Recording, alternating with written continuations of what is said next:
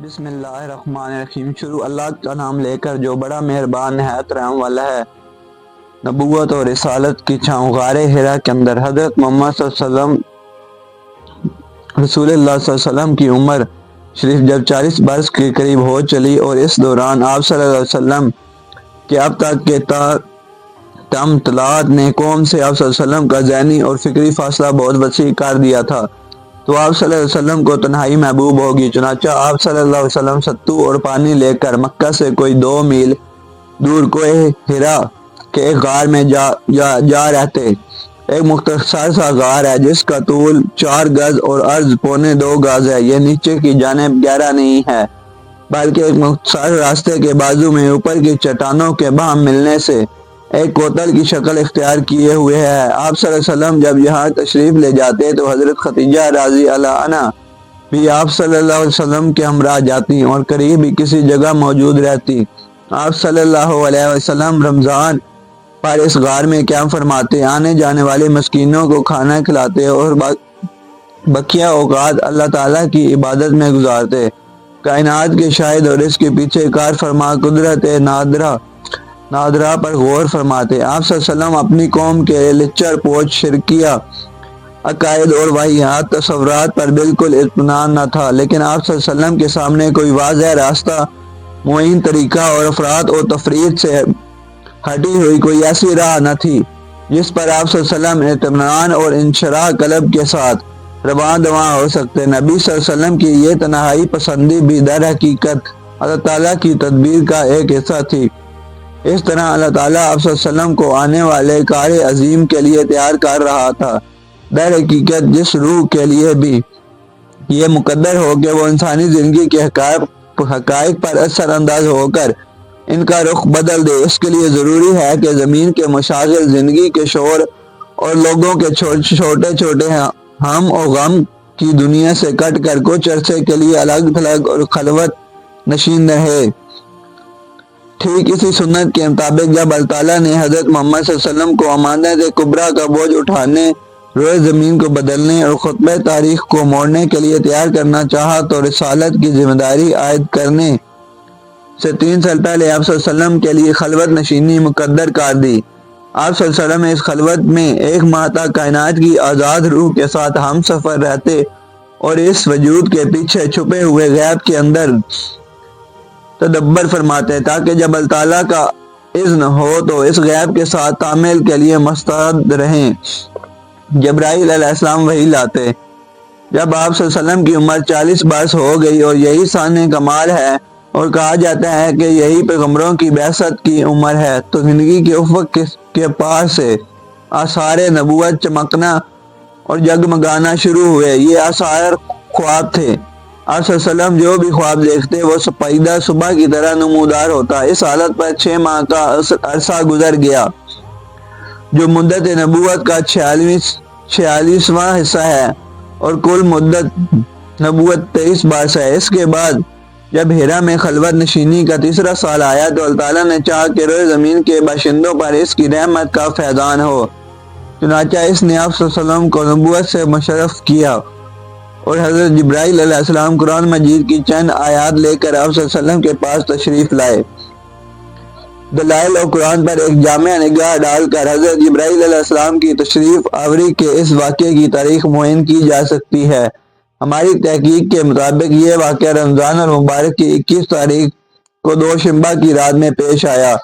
اس روز اگست کی 10 تاریخ تھی اور 210 تھا۔ قمری حساب سے نبی صلی اللہ علیہ وسلم کی عمر 40 سال 6 مہینے 12 دن اور شمسی حساب سے 39 سال 3 مہینے 22 دن تھی۔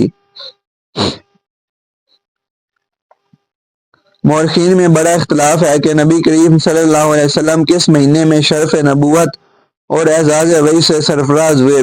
بیشتر سیرت نگار کہتے ہیں کہ یہ ربیع الاول کا مہینہ تھا، لیکن ایک گروہ کہتا ہے کہ یہ رمضان کا مہینہ تھا، بعض یہ بھی کہتے ہیں کہ رجب کا مہینہ تھا۔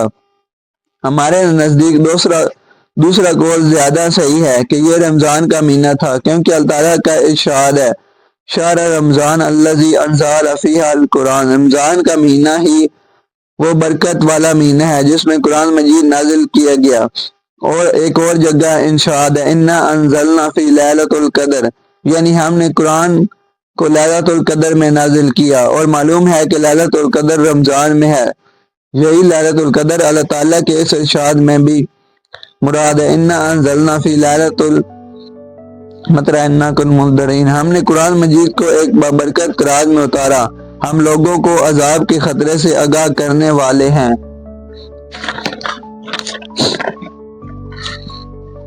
آئیے اب ذرا حضرت عائشہ رضی اللہ عنہ کی زبانی اس واقعے کی تفصیلات سنیں۔ یہ انوار الہوت کا ایک ایسا شعلہ تھا جس سے کفر اور دلالت کی تاریخیاں چھوٹتی چلی گئیں، یہاں تک کہ زندگی کی رفتار بدل گئی اور تاریخ کا رخ پلٹ گیا۔ حضرت عائشہ رضی اللہ عنہ فرماتی ہیں رسول اللہ صلی اللہ علیہ وسلم پر وحی کی ابتدا نیند میں اچھے خواب سے ہوئی۔ آپ صلی اللہ علیہ وسلم جو بھی خواب دیکھتے تھے وہ سپیدہ صبح کی طرح نمودار ہوتا تھا، پھر آپ صلی اللہ علیہ وسلم کو تنہائی محبوب ہوگی۔ چنانچہ آپ صلی اللہ علیہ وسلم غار حرا میں خلوت اختیار فرماتے اور کہیں کہیں رات گھر تشریف لائے غیر مصروف عبادت رہتے۔ اس کے لیے آپ صلی اللہ علیہ وسلم توشہ لے جاتے اور پھر توشہ ختم ہونے پر حضرت خدیجہ رضی اللہ عنہ کے پاس واپس آتے اور تقریباً اتنے ہی دنوں کے لیے پھر توشہ لے جاتے، یہاں تک کہ آپ صلی اللہ علیہ وسلم کے پاس حق آیا اور آپ صلی اللہ علیہ وسلم غار حرا میں تھے، یعنی آپ صلی اللہ علیہ وسلم کے پاس فرشتہ آیا اور اس نے کہا پڑھو۔ آپ صلی اللہ علیہ وسلم نے فرمایا میں پڑھا ہوا نہیں ہوں۔ آپ صلی اللہ علیہ وسلم فرماتے ہیں اس نے مجھے پکڑ کر زور سے دبایا کہ میری قوت نچوڑ دی، پھر چھوڑ کر کہا پڑھو، میں نے کہا میں پڑھا ہوا نہیں ہوں۔ اس نے دوبارہ پکڑ کر دبوچا، پھر چھوڑ کر کہا پڑھو، میں نے کہا میں پڑھا ہوا نہیں ہوں۔ اس نے تیسری بار پکڑ کر دبوچا، پھر چھوڑ کر کہا اقرأ بسم ربک الذی خلق الانسان من علق اقرأ وربک الاکرام، پڑھو اپنے رب کے نام سے جس نے پیدا کیا انسان کو لوتھڑے سے پیدا کیا، پڑھو اور تمہارا رب نہایت کریم ہے۔ دوسرے قول کی ترجیح یہ وجہ یہ بھی ہے کہ حرا میں رسول اللہ صلی اللہ علیہ وسلم کا قیام ماہ رمضان میں ہوا کرتا تھا، اور معلوم ہے کہ حضرت جبرائیل علیہ السلام حرا ہی میں تشریف لاتے تھے۔ جو لوگ رمضان میں نزول وحی کے آغاز کے قائل ہیں ان میں پھر اختلاف ہے کہ اس دن رمضان کی کون سی تاریخ تھی، بعض 7 کہتے ہیں، بعض 17 اور بعض 18۔ میں نے 21 تاریخ کو اس بنا پر ترجیح دی ہے، حالانکہ مجھے اس کا کوئی قائل نظر نہیں آیا کہ بیشتر سیرت نگاروں کا اتفاق یہ ہے کہ آپ کی بعثت دوشنبہ کے روز ہوئی تھی۔ اس کی تائید ابو قتادہ رضی اللہ عنہ کی اس روایت سے بھی ہوتی ہے کہ رسول اللہ صلی اللہ علیہ وسلم سے دوشنبہ کے دن کے روزے کی بابت دریافت کیا گیا تو آپ صلی اللہ علیہ وسلم نے فرمایا یہ وہ دن ہے جس میں میں پیدا ہوا اور جس میں مجھے پیغمبر بنایا گیا، یا جس میں مجھ پر وحی نازل کی گئی۔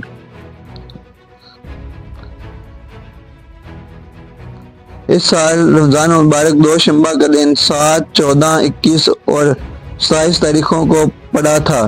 ادھر صحیح روایت سے یہ بات ثابت اور معین ہے کہ لیلۃ القدر رمضان کے آخری عشرے کی طاق راتوں میں پڑتی ہے اور انہی طاق راتوں میں منتقل بھی ہوتی رہتی ہے۔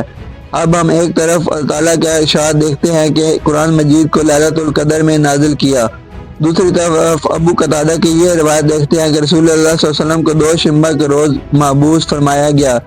تیسری طرف تقویم کا حساب دیکھتے ہیں کہ اس سال رمضان میں دوشنبہ کا دن کن کن تاریخوں میں پڑا تھا، تو متعین ہو جاتا ہے کہ نبی کریم صلی اللہ علیہ وسلم کی بعثت 21ویں رمضان کی رات میں ہوئی، اس لیے یہی نزول وحی کی پہلی تاریخ ہے۔ ان آیات کے ساتھ رسول اللہ صلی اللہ علیہ وسلم پلٹے، آپ صلی اللہ علیہ وسلم کا دل دھک دھک کر رہا تھا۔ حضرت خدیجہ رضی اللہ عنہ بنت خویلد کے پاس تشریف لائے اور فرمایا مجھے چادر اڑا دو۔ انہوں نے آپ صلی اللہ علیہ وسلم کو چادر اڑا دی، یہاں تک کہ خوف جاتا رہا۔ اس کے بعد آپ صلی اللہ علیہ وسلم حضرت خدیجہ رضی اللہ عنہ کو واقعے کی اطلاع دیتے ہوئے فرمایا یہ مجھے کیا ہو گیا ہے، مجھے تو اپنی جان کا ڈر لگتا ہے۔ حضرت خدیجہ رضی اللہ عنہ نے کہا قطعاً نہیں، بخدا آپ صلی اللہ علیہ وسلم کو اللہ تعالیٰ رسوا نہ کرے گا۔ آپ صلی اللہ علیہ وسلم صلح رحمی کرتے ہیں، درمندوں کا بوجھ اٹھاتے ہیں، تہی دستوں کا بندوبست کرتے ہیں، مہمان کی میزبانی کرتے ہیں اور حق کے مصائب پر اعانت کرتے ہیں۔ اس کے بعد حضرت خدیجہ رضی اللہ عنہا آپ صلی اللہ علیہ وسلم کو اپنے چچیرے بھائی ورقہ بن نوفل بن اسد بن عبد العزی کے پاس لے گئیں۔ ورقہ دور جاہلیت میں عیسائی ہو گئے تھے اور عبرانی میں لکھنا جانتے تھے، چنانچہ عبرانی زبان میں حسب توفیق الہی انجیل لکھتے تھے۔ اس وقت بہت بوڑھے اور نابینا ہو چکے تھے۔ ان سے حضرت خدیجہ رضی اللہ عنہا نے کہا، بھائی جان اپنے بھتیجے کی بات سنیں۔ ورقہ نے کہا، بھتیجے تم کیا دیکھتے ہو؟ رسول اللہ صلی اللہ علیہ وسلم نے جو کچھ دیکھا تھا بیان فرما دیا۔ اس پر ورقہ نے آپ صلی اللہ علیہ وسلم سے کہا، یہ تو وہی ناموس ہے جسے اللہ نے موسیٰ علیہ السلام پر نازل کیا تھا۔ کاش میں اس وقت توانا ہوتا، کاش میں اس وقت زندہ ہوتا جب آپ صلی اللہ علیہ وسلم کی قوم آپ صلی اللہ علیہ وسلم کو نکال دے گی۔ رسول اللہ صلی اللہ علیہ وسلم نے فرمایا، اچھا تو کیا یہ لوگ مجھے نکال دیں گے؟ ورقہ نے کہا، ہاں، جب بھی کوئی آدمی اس طرح کا پیغام لایا جیسا تم لائے ہو تو اس سے ضرور دشمنی کی گی، اور اگر میں نے تمہارا زمانہ پایا تو تمہاری زبردست مدد کروں گا۔ اس کے بعد ورقہ جلد ہی فوت ہو گئے اور وحی رک گئی۔ طبرہ اور ابن شام کی روایت سے معلوم ہوتا ہے کہ آپ صلی اللہ علیہ وسلم اچانک وحی کی آمد کے بعد غار حرا سے نکلے تو پھر واپس آ کر اپنی بقیہ مدت قیام پوری کی۔ اس کے بعد مکہ تشریف لائے۔ طبرہ کی روایت سے آپ صلی اللہ علیہ وسلم کے نکلنے کے سبب پر بھی روشنی پڑتی ہے۔